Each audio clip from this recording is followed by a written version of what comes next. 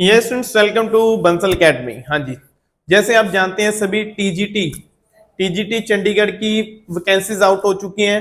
तो आज हम डिस्कस करेंगे यहाँ पे सोशल साइंस की वैकेंसी और उसके सिलेबस का। सोशल साइंस का जो एग्जाम है वो कैसा रहता है, उसमें सब्जेक्ट कौन से आएंगे, तो कितने वेटेज बनती है, किस टॉपिक से कैसे क्वेश्चन आते हैं, हर एक पॉइंट को आज हम यहाँ पे डिस्कस करेंगे। देखो सबसे पहले आज हम हिस्ट्री और पॉलिटी, इसमें दो मेजर टॉपिक डिस्कस करेंगे। हाँ जी, तो सबसे पहले बात करते हैं हिस्ट्री की। हाँ जी, देखो सुन, अगर बात करते हैं हिस्ट्री की, यहाँ पे देखो जो हिस्ट्री है, सबसे पहले क्या आ जाएगा, मेजर सोर्स ऑफ हिस्ट्री। यहाँ पे जो हिस्ट्री के मेजर सोर्सेज है ना, उनके ऊपर हमें यहाँ पे हम डिस्कस करेंगे। फिर उसके साथ है foundation of the British rule, साथ ही साथ जो इंडिया में ब्रिटिश रूल का ओरिजिन कैसे हुआ, जैसे जो अराइवल ऑफ द यूरोपियंस, यहां से डिस्कस करेंगे कि कैसे भारत में जो यूरोपियंस पावर आई है और फिर उनमें से ब्रिटिश पावर है जो कैसे वो बढ़ने लगी, ब्रिटिश ने कैसे यहाँ पे जो धीरे धीरे सभी के ऊपर, जो पूरे इंडिया के ऊपर अपना होल्ड किया। फिर उसके बाद आ जाएगा देखो द अपराइज ऑफ 1857। 1857 का यहाँ पे हम रेवोल्यूशन देखेंगे, उनके कैसे यहाँ पे उसका बैकग्राउंड तैयार हुआ, कैसे यहाँ पे 1857 का रेवोल्यूशन हुआ, फर्स्ट बैटल फॉर इंडिपेंडेंस, आजादी के लिए पहली लड़ाई। फिर यहाँ पे हम social and religious reforms and movement, तो यहाँ पे सोशल एंड रिलीजियस रिफॉर्म्स आ जाएंगे, मूवमेंट्स आ जाएंगे, जिसमें आर्य समाज भी होगा, ब्रह्मो समाज भी होगा। और साथ ही साथ हम सुन यहाँ पे जो ब्रिटिश गवर्नमेंट के द्वारा, जब ब्रिटिश एम्पायर के द्वारा कुछ रिफॉर्म्स किए गए थे, जैसे सती सिस्टम है या सेकंड मैरिज एक्ट है, फिर कैसे वो चाइल्ड मैरिज के अगेंस्ट एक्ट बनते हैं, लेबर जो स्लेवरी के अगेंस्ट एक्ट बनते हैं, वो सब हम यहाँ पे देखेंगे। फिर उसके बाद contribution of the Jyotiba Phule. अब जो ज्योतिबा फुले हैं उनका क्या कंट्रीब्यूशन है, ज्योतिबा फुले बेसिकली एजुकेशन के लिए और भारत में स्टूडेंट ये है, इनके बहुत एफर्ट्स से। फिर उसके बाद बी आर अम्बेडकर आ जाएगा जी। हाँ जी, देखिए जो आगे बी आर अम्बेडकर है, बी आर अम्बेडकर, महात्मा गांधी। फिर बी आर अम्बेडकर को स्टूडेंट हम इनके थॉट देखेंगे, इनका काम देखेंगे कि कैसे जो B R Ambedkar student Bharat में एक अपना अलग से स्थान बनाते हैं। फिर कैसे स्टूडेंट इन्होंने जो न्यूज़पेपर शुरू किए, फिर यह ड्राफ्टिंग कमेटी के भी मेंबर रहे हैं। उसके साथ ही साथ जो कम्युनल अवार्डर वो इनके समय में आया। फिर उसके बाद महात्मा गांधी।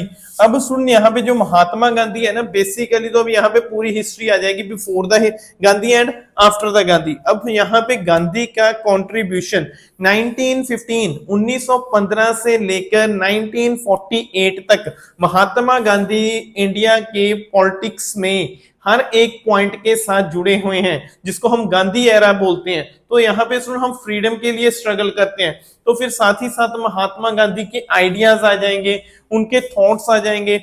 उन्होंने यहाँ पे जो वर्क किए, जैसे उन्होंने साउथ अफ्रीका में आश्रम बनाए थे, फिर इंडिया में आश्रम बनाया, उनके ऊपर किस थिंकर का इंपैक्ट था, कहां से उनके जो आइडियाज बनते हैं, फिर वो क्या क्या यहाँ पे एफर्ट्स करते हैं। जैसे फर्स्ट उनका जो सत्याग्रह है, चंपारण सत्याग्रह। फिर उसके बाद अगर बात करते हैं non cooperation movement, civil disobedience movement, quit India movement, और ये सभी फैक्टर हम देखेंगे। उसके बाद है सुन आगे देखो rise of the communal politics.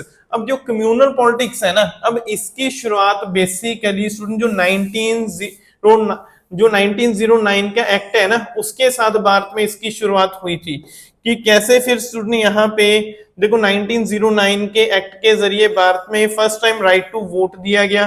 फिर उसके बाद जो 1919 का एक्ट था, उसके साथ स्टूडेंट इसको एक्सटेंड किया गया। फिर उसके बाद देखो टूवर्ड पार्टीशन एंड इंडिपेंडेंस, यहाँ पे फिर इंडिया का जो पार्टीशन 1947 में हुआ है, यहाँ पे हम लीग, मुस्लिम लीग जो 1906 में बनती है ढाका में, ठीक है जी।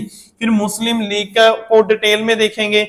फिर साथ ही साथ यहाँ पे जो इंडिया की इंडिपेंडेंस के लिए कौन कौन से एफर्ट किए गए, जैसे यहाँ पे हर एक पॉइंट आपको देखने को मिलेगा।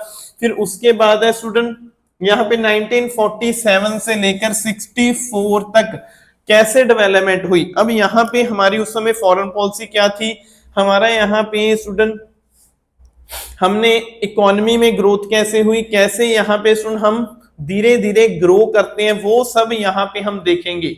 उसके बाद आ जाएगा हमारे पास वर्ल्ड हिस्ट्री। अब वर्ल्ड हिस्ट्री में अमेरिकन रेवोल्यूशन आ जाएगा। देखो जो अमेरिका कैसे सुन, एक अमेरिका कंट्री बनती है, क्योंकि 1776 से पहले अमेरिका कोई कंट्री थी ही नहीं। यहाँ पे तो बेसिकली ब्रिटिश के अंडर ये राज था। उस समय तो यहाँ पे कॉलोनीज होती थी, कुछ यहाँ पे छोटी छोटी स्टेट्स थी। बाद में यह एक देश बनता है यूएसए, अमेरिका। फिर उसके बाद फ्रेंच रेवोल्यूशन जो 1789 का हुआ है। देन उसके बाद इंडस्ट्रियल एरा। अब इंडस्ट्रियल एरा जब यूरोप में इंडस्ट्री की ग्रोथ हुई है, ये वो वाला पॉइंट है हम यहाँ पे हम ऐड करेंगे। फिर उसके बाद है देखो world war 1, world war 2 and establishment of UN. अभी यहाँ पे स्टूडेंट यूएनओ कैसे बनता है तो उसकी एजेंसीज ये भी हम देखेंगे। फिर वर्ल्ड वॉर 1 कैसे हुआ, 2 कैसे हुआ। तो ये स्टूडेंट लगभग ना आपका जो हिस्ट्री है, अब हिस्ट्री में हम ये बोल सकते हैं एक तरह से आपका यहाँ पे सारा मॉडर्न हिस्ट्री है, साथ ही यहाँ पे वर्ल्ड हिस्ट्री हमें देखने को मिलता है। तो दो प्रकार की आपके पास हिस्ट्री रहेगी सिलेबस में, एक है मॉडर्न हिस्ट्री रहेगी और दूसरा यहाँ पे स्टूडेंट आपके पास है वर्ल्ड हिस्ट्री रहेगी।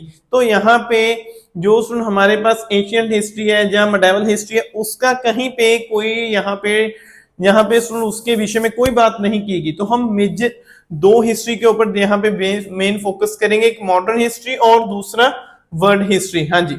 तो अब स्टूडेंट इसके बाद हम बात करते हैं जी पॉलिटिकल साइंस की। अब देखिए जो पॉलिटिकल साइंस है ना, ये भी बहुत इंपॉर्टेंट टॉपिक है, अच्छी खासी वेटेज रहती है इसकी भी। देखो जहां पे हिस्ट्री की भी अच्छी खासी वेटेज रहती है, वहां पे पॉलिटिकल साइंस की। अब सबसे पहले शुरुआत कहां से हो रही है, the state and it's theory. अब स्टेट के ओरिजिन के साथ थ्योरीज देखेंगे हम। जैसे यहाँ पे ना बेसिकली सोशल कॉन्ट्रैक्ट का थ्योरी आ जाएगा। बेसिकली यहाँ पे जो सोशल कॉन्ट्रैक्ट की थ्योरी आ जाएगी, जिसमें तीन थिंकर हैं, लॉक है, रूसो है और जो हॉब्स है। फिर यहीं पे जो स्टेट के ओरिजिन की आइडलिस्टिक थ्योरी, जैसे प्लेटो ने यहाँ पे एक आइडल स्टेट की कॉन्सेप्ट की बात करते हैं। फिर यहाँ पे स्टूडेंट हम मैकियावली को भी देखेंगे, जो एक स्टूडेंट हेल्थी स्टेट की बात करते हैं। फिर उसके बाद वेलफेयर स्टेट आ जाएगा, स्टेट के वेलफेयर, उसके काम कैसे। फिर सोवरेंटी, प्रभुसत्ता। देन पॉलिटिकल सिस्टम, अब पॉलिटिकल सिस्टम कैसा चलता है वो। फिर उसके बाद पॉलिटिकल कल्चर। अब यहाँ पे हम पॉलिटिकल कल्चर की बात करेंगे, पॉलिटिकल सोशलाइजेशन की बात करेंगे, थ्योरीज है। फिर यहाँ पे राइट्स की बात होगी, ड्यूटीज की बात होगी। Then universal declaration of the human right. अब स्टूडेंट जो ह्यूमन राइट्स, अब बेसिकली तो सबसे पहले जो राइट्स हैं वो जॉन लॉक के आइडिया में ही थे, हमें नेचुरल राइट देखने में मिलते हैं। फिर उसके बाद जो फंडामेंटल राइट्स, फिर यूएनओ में जो यूनिवर्सल डिक्लेरेशन हुआ है राइट्स के ऊपर, वो देखेंगे। उसके साथ है फिर यहाँ पे डेमोक्रेसी एंड इट्स थ्योरी। अब डेमोक्रेसी क्या है, इसके साथ थ्योरीज है, जो उन थ्योरीज को देखा जाएगा। इनडायरेक्ट डेमोक्रेसी, डायरेक्ट डेमोक्रेसी, कौन से थिंकर इसके साथ जुड़े हुए हैं। देन इंडियन कॉन्स्टिट्यूशन आ जाएगा जी। अब इंडियन कॉन्स्टिट्यूशन में देखो क्या आएगा हमारे पास, working of the institution, parliament and judiciary. अब यहाँ पे पार्लियामेंट्री सिस्टम देखेंगे, पार्लियामेंट देखेंगे। पार्लियामेंट में हम क्या देखेंगे, यहाँ पे प्रेसिडेंट होगा, तो यहाँ पे हमें प्राइम मिनिस्टर देखने को मिलेगा। यहीं पे हम कैग देखेंगे, अटॉर्नी जनरल देखेंगे। फिर पार्लियामेंट कैसे बनता है, पार्लियामेंट का फंक्शन क्या, उसके फंक्शंस कैसे होते हैं, कैसे क्वेश्चन आर, जो 0 आर, हम सभी यहाँ पे पार्लियामेंट में देखेंगे। फिर उसके साथ हमें सुनने यहाँ पे फंडामेंटल राइट। अब इंडियन कॉन्स्टिट्यूशन का part 3 article 12 to 35 fundamental rights आ जाएंगे। फिर फंडामेंटल ड्यूटीज आएंगी, जो पार्ट हम स्टूडेंट 4 में देखते हैं, जो पार्ट 4A में आती है हमारे पास ड्यूटीज।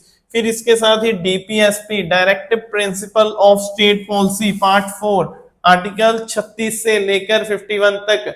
देन यहाँ पे इंडियन इलेक्शन कमीशन, यहाँ पे जो इलेक्शन कमीशन। फिर इलेक्टोरल रिफॉर्म्स। अब भारत में जो इलेक्शन कमीशन, देखो पहले तो ये देखेंगे, साथ ही साथ इलेक्टोरल रिफॉर्म्स देखेंगे, जो कुछ कमेटीज बनती हैं इलेक्टोरल रिफॉर्म्स की बात करती हैं। फिर यहाँ पे उसके बाद है pressure groups in Indian politics. अब देखो जो ग्रुप, पहले तो सिंपल सी बात है, ग्रुप क्या होता है ये तो सभी को मालूम है। हम जब कुछ व्यक्ति मिलकर एक संस्था, एक ऑर्गेनाइजेशन बना लेते हैं, उसको ग्रुप कहते हैं। लेकिन ग्रुप वही बनाते हैं जिनकी आइडियोलॉजी सेम होती है, सेम आइडियोलॉजी वाले ही इकट्ठे होते हैं आमतौर पर, ठीक है ना। लेकिन हर बार ये हो ये भी नहीं होता, लेकिन आमतौर पर जब हम कोई ग्रुप बनाना चाहते हैं तो वहां पे सभी एक सी आइडियोलॉजी, एक से काम वाले एक साथ आ जाते हैं। जब वो स्टूडेंट गवर्नमेंट को प्रेशराइज्ड करने की बात करते हैं उसको बोला जाएगा प्रेशर ग्रुप। अब आप देखते हो ना, जैसे स्टूडेंट यूनियन होते हैं, टीचर्स एसोसिएशन होते हैं, डॉक्टर्स एसोसिएशन होते हैं, कितने ही ग्रुप हैं जो भारतीय राजनीति में अपना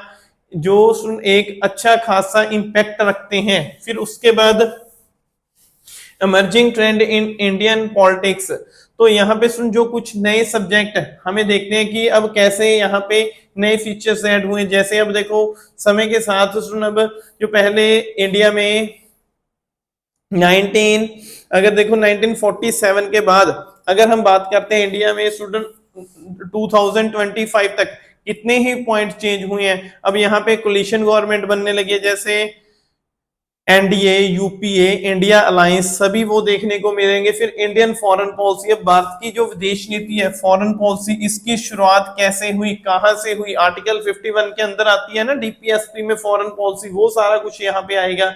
फिर यहीं पे सुन हम एनपीटी, सीटीबीटी और यहाँ पे भारत की जो न्यूक्लियर पावर है, न्यूक्लियर यहाँ पे एफर्ट्स हुए हैं न्यूक्लियर पावर के लिए, जैसे ऑपरेशन स्माइलिंग बुद्धा और ऑपरेशन शक्ति, वो हम यहाँ पे डिस्कस करेंगे। फिर स्टूडेंट हम यहाँ पे जो पंचशील एग्रीमेंट है, ताशकंद एग्रीमेंट है, जहाँ स्टूडेंट हम देखेंगे कि लाहौर शिमला एग्रीमेंट है, वो सब यहाँ पे हम फॉरेन पॉलिसी में देखेंगे कि भारत की फॉरेन पॉलिसी, डॉक्ट्रिन ऑफ जो हम यहाँ पे गुजराल डॉक्ट्रिन है, लुक ईस्ट पॉलिसी है, लुक वेस्ट पॉलिसी है, तो सब कुछ आपको यहाँ पे देखने को मिलेगा। फिर उसके बाद आ जाएगा नॉन अलाइंड मूवमेंट। 1961 में जो एक ग्रुप बना था नॉन अलाइंड मूवमेंट, नैम, जो स्टूडेंट उससे पहले जो उस समय में कोल्ड वॉर का एरा चल रहा था ना, एक ग्रुप यूएसए है, दूसरा ग्रुप यूएसएसआर है, उसी समय 61 में नॉन अलाइंड मूवमेंट एक ग्रुप जिसका निर्माण किया गया था 1961 में, जो इन दोनों से अलग है, ये देखेंगे नॉन अलाइंड मूवमेंट आ जाएगा। फिर उसके बाद है इंटरनेशनल पॉलिटिक्स। अब स्टूडेंट इंटरनेशनल पॉलिटिक्स भी हम देखेंगे। अब इंटरनेशनल पॉलिटिक्स है, देखो नेशनल पावर, फिर यहाँ पे बाइपोलर, यूनिपोलर। अब स्टूडेंट यूनिपोलर, हाँ जी यूनिपोलर देखेंगे, बाइपोलर देखेंगे। अब यूनिपोलर स्टूडेंट मतलब एक ग्रुप, बाइपोलर मतलब दो ग्रुप। बाइपोलर मतलब यहाँ पे बेसिकली कोल्ड वॉर का एरा आ जाएगा। फिर स्टूडेंट उसके बाद यूनिपोलर, जब एक देश वो कहीं ना कहीं पूरे वर्ल्ड को डोमिनेट करने की कोशिश करता है, जैसे यूएसए, ठीक है ना। फिर मल्टीपोलर वर्ल्ड, मल्टीपोलर जब स्टूडेंट बहुत सी पावर यहाँ पे अपनी आपको स्टूडेंट वो जो स्टैंड करती हैं। फिर उसके बाद है रीजनल ऑर्गेनाइजेशंस आ जाएंगी, रीजनल ऑर्गेनाइजेशन। अब ये है स्टूडेंट आपका पॉलिटिकल साइंस का जो सिलेबस। अब देखो पॉलिटिकल साइंस का सिलेबस बहुत बढ़िया सिलेबस दिया गया है, ऐसे हिस्ट्री का। अब हिस्ट्री में जैसे मैंने आपको बताया कि हम मॉडर्न हिस्ट्री और वहां पे वर्ल्ड हिस्ट्री डिस्कस करेंगे, और यहाँ पे स्टूडेंट हम जो पॉलिटिकल साइंस है ना उसका लगभग सारा सिस्टम हमें देखने को मिल जाएगा। तो इंडियन पॉलिटिकल सिस्टम देखेंगे, इंडियन कॉन्स्टिट्यूशन देखेंगे, स्टेट के ओरिजिन की थ्योरीज देखेंगे, फिर यहाँ पे भारत की जो फॉरेन पॉलिसीज है वो देखेंगे। इन शॉर्ट हर एक पार्ट को हम यहाँ पे डिस्कस करेंगे। तो अब स्टूडेंट जो बंसल एकेडमी है ना, बंसल एकेडमी एक ऐसा प्लेटफॉर्म प्रोवाइड करता है आपको जो आपको जॉब की ओर लेकर चलता है। तो इसमें कोई दो राय नहीं है, अगर बढ़िया तैयारी करना चाहते हो तो जल्दी से जल्दी बंसल एकेडमी के साथ जुड़ जाओ। तो हमारे जो बैचेस हैं वो स्टूडेंट बड़ी जल्दी शुरू होने जा रहे हैं इन वैकेंसीज के लिए।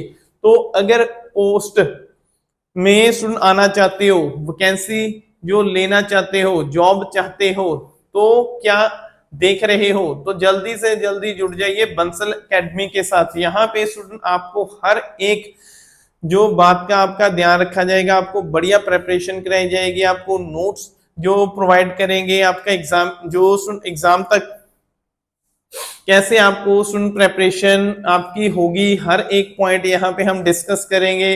आपको कैसे किस स्ट्रेटजी के साथ आपको काम करना चाहिए, वो हम यहाँ पे डिटेल में डिस्कस करते हैं।